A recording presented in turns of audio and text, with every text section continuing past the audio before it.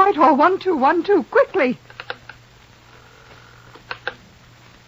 This is Scotland Yard.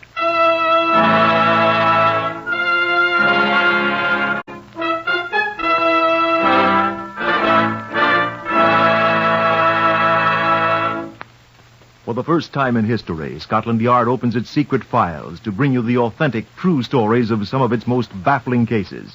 These are the true stories, the unvarnished facts, just as they occurred, reenacted for you by an all-British cast.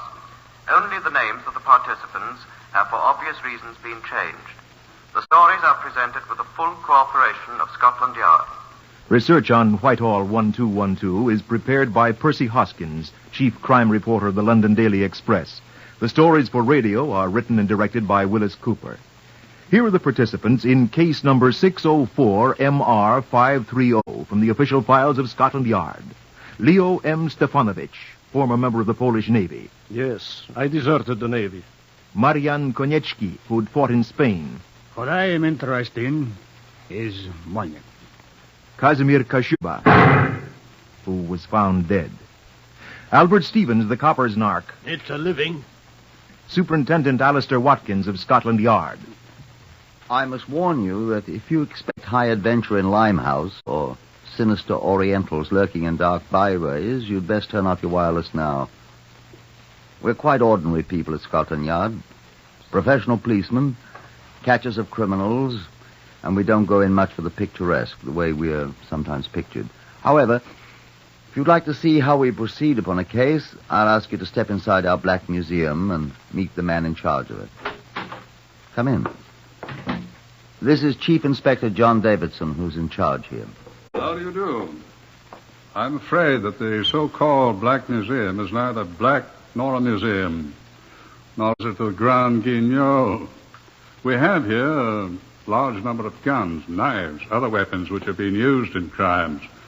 We have also disguises, clothing, exhibits of all sorts that have helped in solving many of these crimes. I think you ought to explain, John, why we keep these gruesome relics. Yes, indeed. They're here for a purpose quite removed from idle curiosity. They're principally for the use of the men of Scotland Yard in studying crime techniques and exemplars of crime methods. They bring to life the cold words contained in our files, and they're most useful as well as graphic. For example, in this case, Superintendent Watkins is reenacting for you. Now, this is a bullet that killed a man. It was fired from this gun, 32 caliber Waltham automatic pistol. And it was Scotland Yard's job to prove that. And this, the top of an ordinary mechanical pencil. This is a very important bit of evidence. Just a cheap little metal pencil. It wasn't cheap for the man who lost it, John. Well, it cost him his life, you see.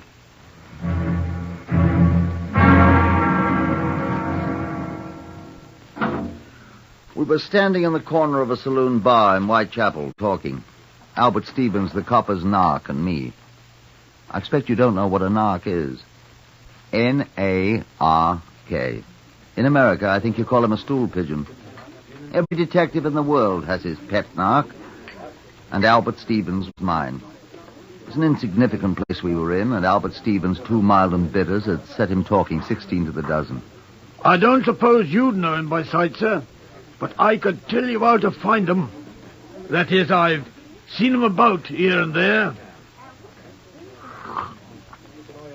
It's American cigarettes they're handing now, but they ain't got many left. And when they're sold out of them, they'll try something else. Have you got any ideas, Albert? No, sir, not yet. But it'll be something big, I'm sure of that. Do they know you, do you suppose? Nobody notices a taxi driver, sir. They've rode in my cab twice now, and they've never even looked at my face. But I've looked at them. Will you have another mild and bitter, Albert? Well, I wouldn't say no, sir. Here, miss. Fill this up here, will you, again? Will you? Thank you. They're some kind of foreigners, sir, they are. Thank you, miss. This I know. They're in the black market up to here. You said that. What kind of foreigners? I can't understand them much, except when they talk about, well, what they think is English. Greeks or Spaniards or Russians, I think. All 3 of them. Oh, they tip quite nice, too. But you're sure they're in the black market? No doubt about it, sir. I hear enough about it. Don't know their names. Well, one is called Marion, Marion? and the other's name is Kashmir. Kashmir. Maybe he's an Hindu. And the other is a gentleman in some kind of navy, sir. Not ours. Some foreign navy. He wears a uniform. Who seems to be the boss? Well, I'd say this here Kashmir is, sir. He's a odd man, he is, sir. Is that all you know about them, then? That's all I know right now, sir. Well, ain't that worth 3 pints of mild and bitter, sir? Just about, Albert. Well, I was sort of hoping you'd have a spare 10-shilling note on you, sir. I have, Albert, but not for you, my lad.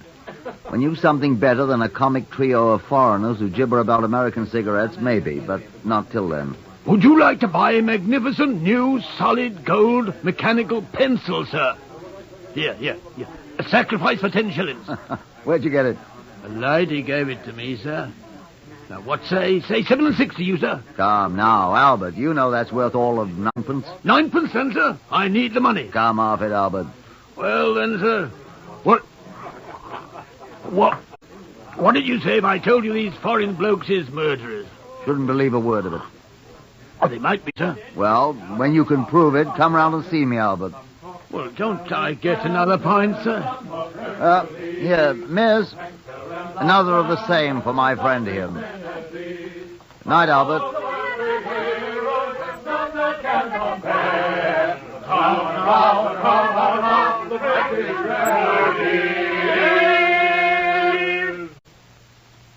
At Scotland Yard next morning, I walked leisurely down the long corridor on the second floor that leads to my office.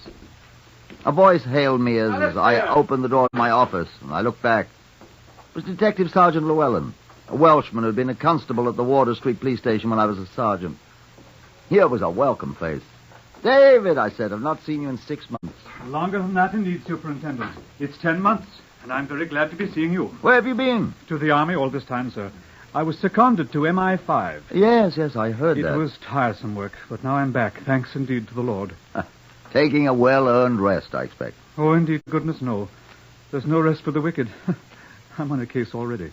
Can we have dinner this evening, then? I'm not so sure, sir. What have they given you? Oh, a murder.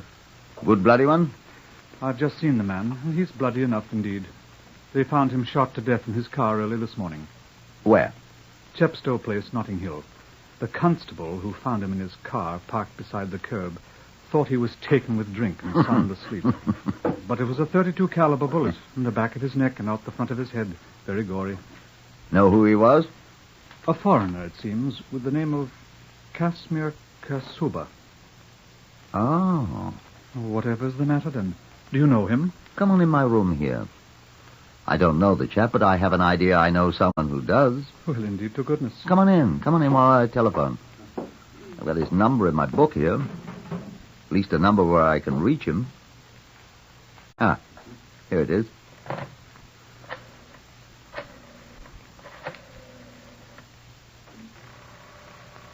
Whoever is he, Superintendent? Chap named Albert Stevens, a narc. Talking to him just last night. Mentioned a chap named Kashmir, he called him.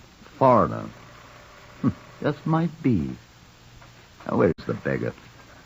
Every little bit. Yes? Who is it? Oh, hello. Is Albert there? Albert Stevens? He hasn't been home since yesterday morning. Who wants him? When he comes in, tell him to telephone Watkins. Watkins, got that? Hoskins? Watkins. Watkins. He knows me. What do you want? Just tell him to call me, that's all. Does he know where to call? Yes, it's very important. Do you understand? He ain't come home since yesterday morning. All right, have him telephone me at once. You needn't shout at me, Mr. Bloody Well Watkins. Goodbye. Not there. He'll telephone me. I say, where can I reach you? Oh, I've got all this report on the man to write up, for goodness sake. I'll be in my office till noon. Oh, he'll telephone me before that, I'm sure. Well, I must be going, sir. I'm sorry I couldn't reach him just now. But I'll be in touch with you as soon as I hear from him. I'll be very grateful to you, sir. It was good seeing you again. Been a long time, Llewellyn. Well, goodbye. So long. So long, old chap. Oh, you dropped something. Eh? Where? There on the floor beside your right foot. Oh, mustn't lose this. What is it? Found it in the car with the dead man. Huh? The top off a cheap mechanical pencil. Let's see it. You mind? Not at all. Don't have to be careful of fingerprints. They've had it in the laboratory. Nothing on it. That's it. Beg your pardon, sir? I've seen this pencil before, Lou. Oh, millions of them about, no doubt. The chap that was killed must have lost it. No. Eh? I've seen this particular one before. I saw it last night. I don't follow you, sir. That settles it. Look here, closely. Yes? See these initials scratched on it? Very tiny here. Probably done with a pocket knife. See it? A.S. By crikey, A.S., that's what they are. Whose do you suppose?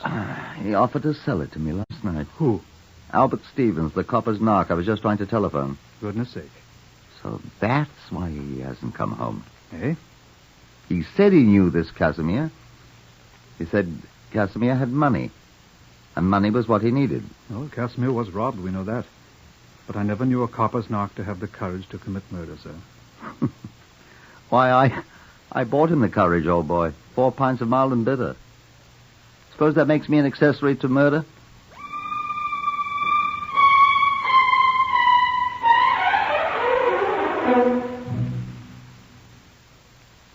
The constables who were dispatched to the home of Albert Stevens reported that he was still absent.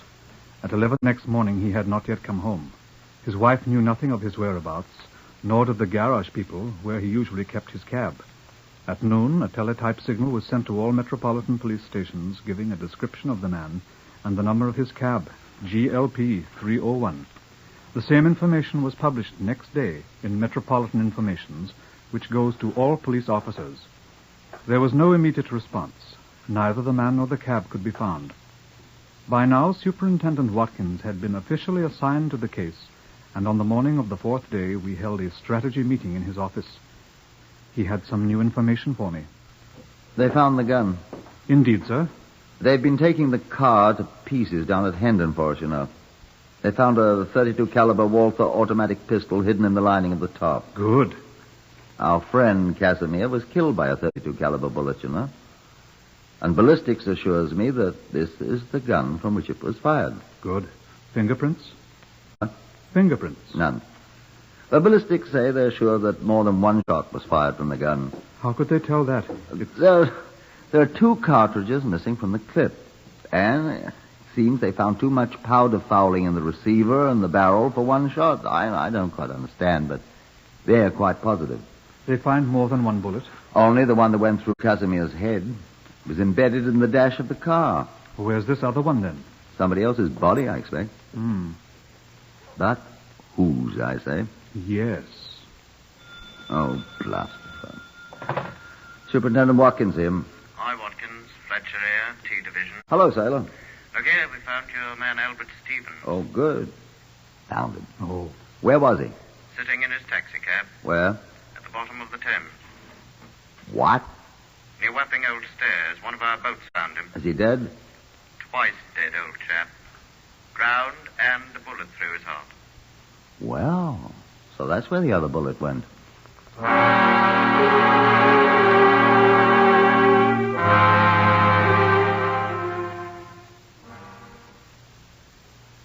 I admit I'd more or less dropped a brick in pinning all my hopes of a quick solution of the case on Albert Stevens. Llewellyn and I moved at once to realign our strategy. This was our estimate of the situation. It is possible that Stevens did murder Casimir, of course. Possible, but not probable. The forensic laboratory people, the ballistics people, say that the bullet they found in Stevens' body was fired from the same gun that killed Casimir. The .32 Walther automatic they found in the car. But then, who killed who? I suspect that since the gun was found in the car with Casimir, he was the last one shot, wouldn't you? Well, then, of course, Stevens couldn't have killed him. Right. Stevens must have been dead and at the bottom of the Thames when Casimir was shot. Then, who killed Casimir? Obviously not Stevens. The forensic laboratory can tell us who died first, I hope. We know. How? The gun. It was with Casimir, remember? Unless someone shot him, then took the gun and killed Stevens with it, pushed him into the Thames, and then brought the gun back. Sounds silly. Indeed. Then who shot Casimir? One of Stephen's friends might have if he knew Casimir killed Stevens. Revenge. How do we know Casimir shot Stevens? Well, Besides, Stevens didn't have any friends. Except me. And I don't think I did it. His wife, perhaps? Yeah. Perhaps. Well, besides, how could she get that gun? No friends. None I know of. I knew Albert rather well. Huh. What? Casimir had friends, though. Albert told me about them. Who? A man named, his woman's name, Marion. I don't know him. And a man who wears a foreign Navy uniform. Polish? Casimir was Polish, and a deserter. I suspect our man's a deserter, too. They were all mixed up in the black market, Albert said. What sort of black market, sir? Oh, all sorts, it appears. Why should they kill Casimir?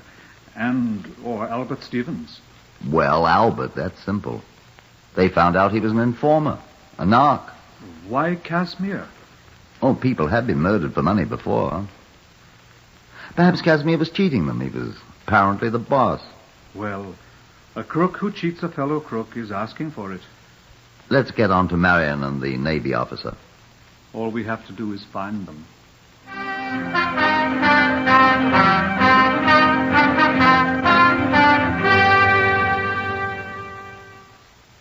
Now, allow me to digress for a moment. There was, of course, no record anywhere of Casimir's former address.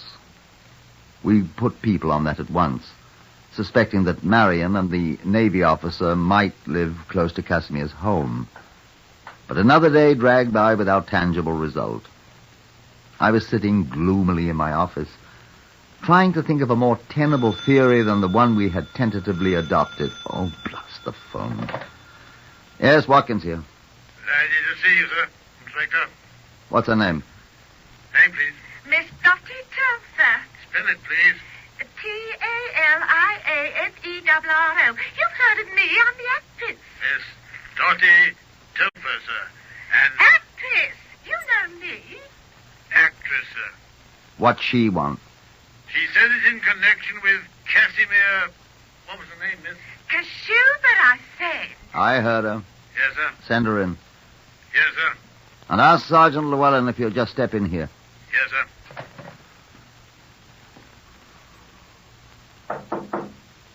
Come in. Good afternoon, madam. Are you Superintendent Watkins? I am. Sit down, madam. I thank you.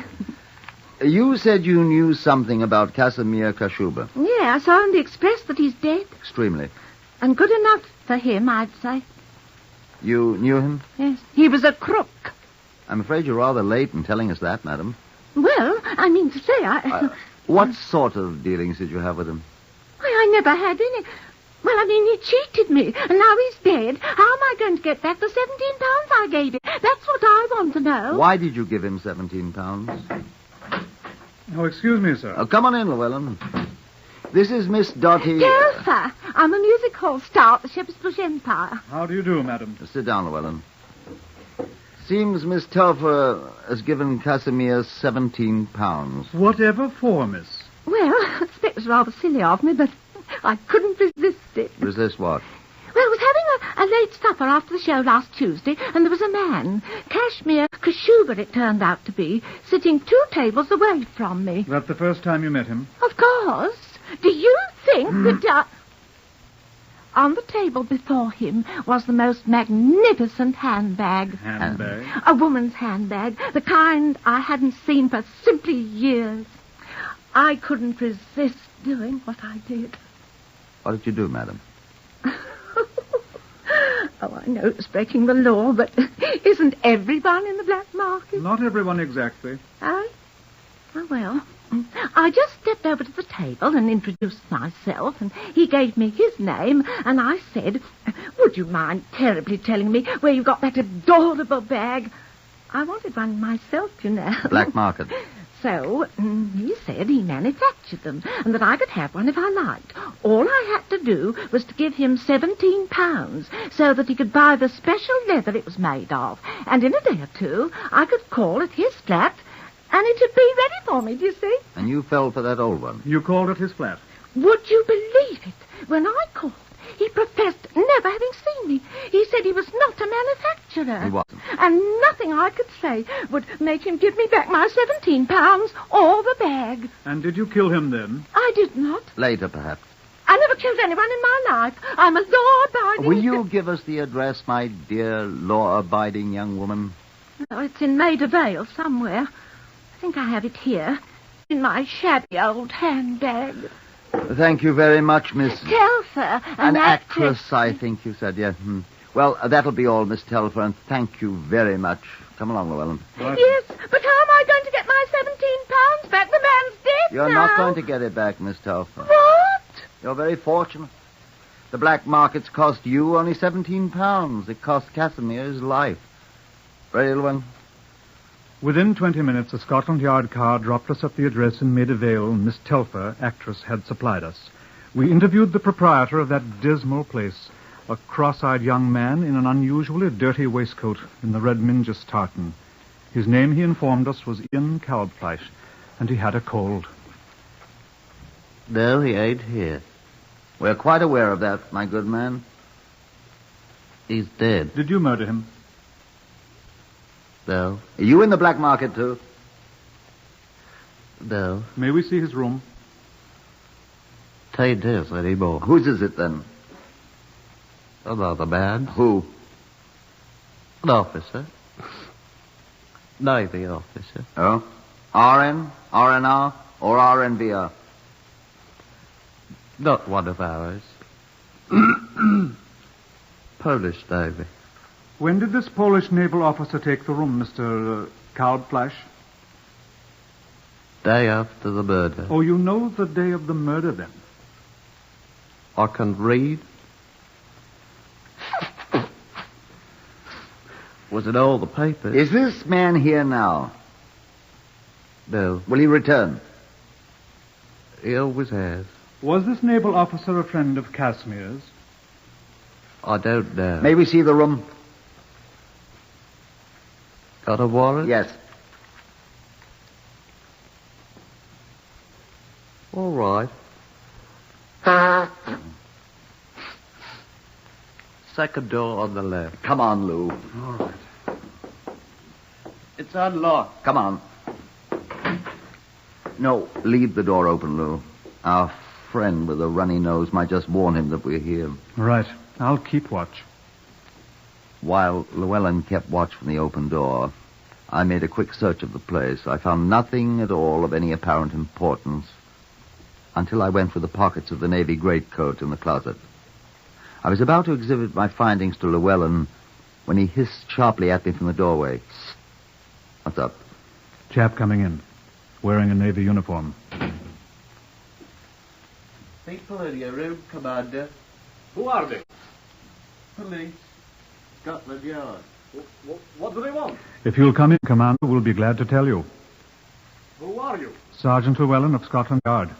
I think you'd best come in, sir.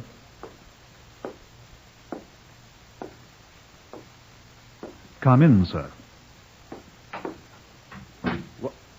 What is the meaning of this, may I ask?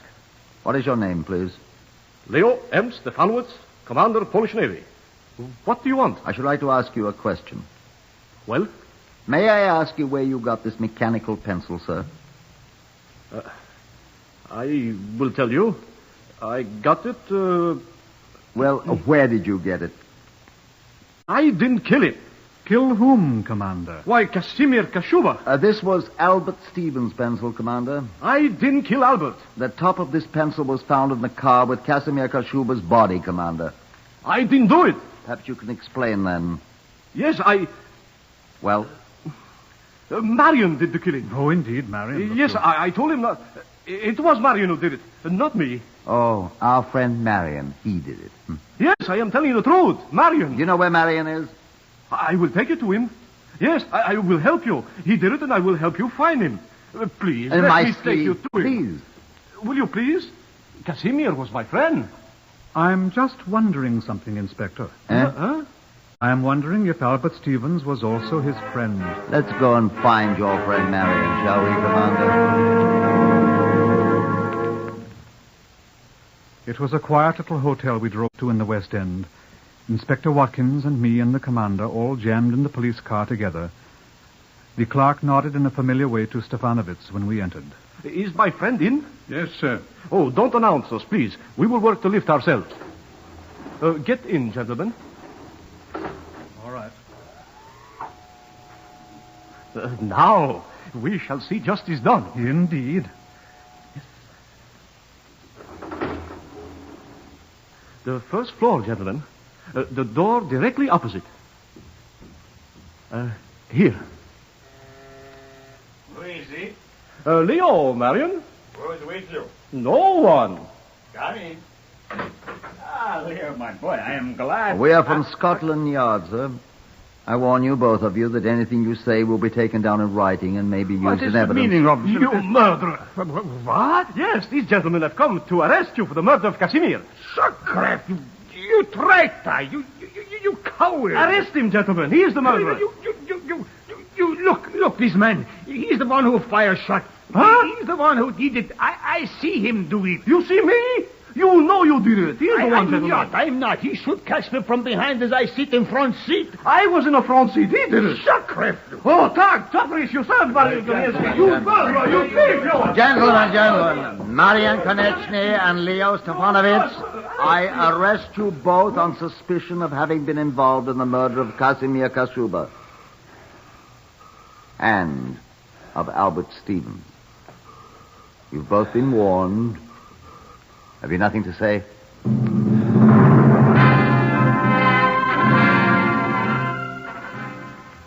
At the trial, the two men admitted all the details of the two murders.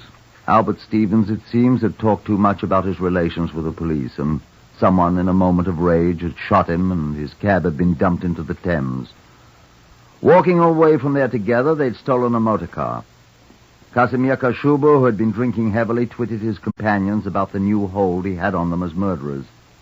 He boasted that he'd had no part in the crime, and one of the two men had shot him in the back of the neck with a Walther automatic pistol. Each man blamed the other. The jury took 25 minutes to decide who was guilty. Mr. Justice McConaughey placed the black cap on his head. Marian Konechny and Leo Stefanovitch, the jury have found you and each of you guilty of the murder of Casimir Kashuba.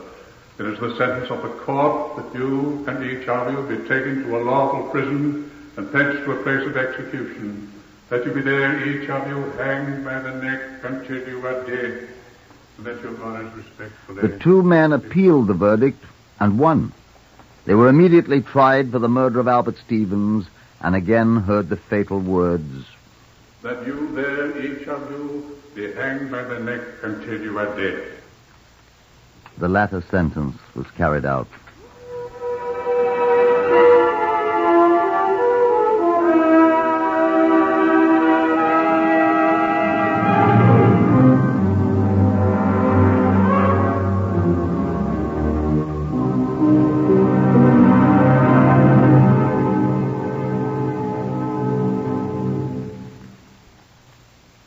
You have heard the eighth in the series Whitehall 1212, compiled by special permission from the official files of Scotland Yard.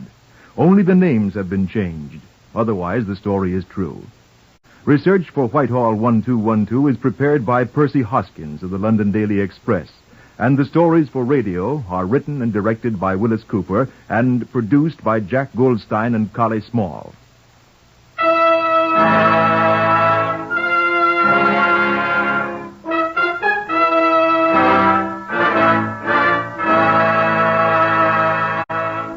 Three chimes mean good times on NBC. There's adventure zooming your way today with Joel McCrae featured in another authentic story based on the files of the Texas